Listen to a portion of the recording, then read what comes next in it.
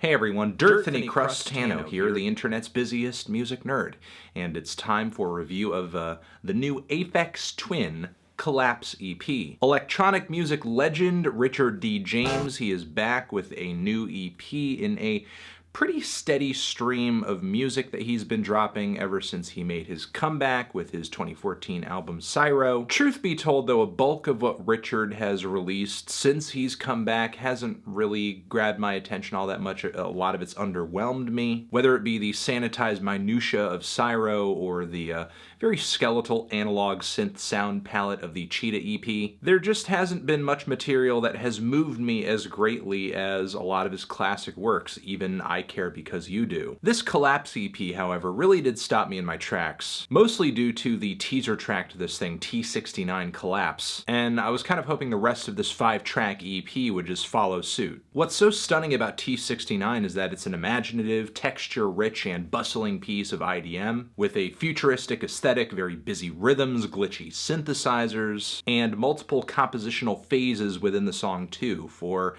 the 5 minutes that this track lasts, Richard does pack quite a bit into it. Keeping track of every sound and every progression in this cut would be a lot like just reverse engineering a complex math problem. The speedy introductory rhythms, the rubbery analog synth bass. The second third of the track is a total change-up, presents these really unsettling synth passages backed up by these intensifying rhythms that get faster and faster as they build up. The track goes from sounding like this really smart, clean, futuristic electronic music to complete digital dystopia. Then Richard returns to a lot of the original music themes in the last leg of the song, expounding on them. The first 44 is a spacious cut with these very busy and strange rhythm patterns, some strange echo-drenched vocal samples too.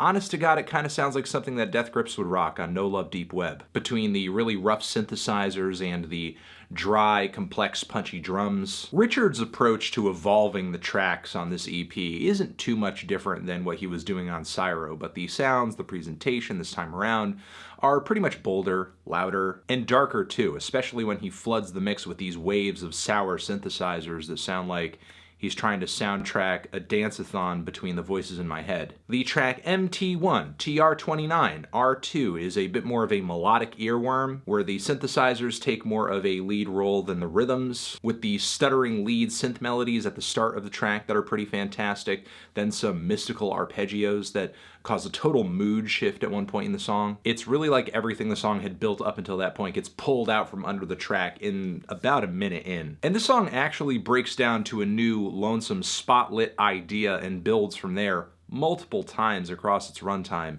And not in a bad way. It's pretty exciting. I feel like each shift on this track just gets stranger and stranger. I kind of feel like I'm playing a video game and I'm going down to another level into the underground as I kind of plow through this one. However, on the track Abundance 10 Edit, I didn't feel like every transition was gold here.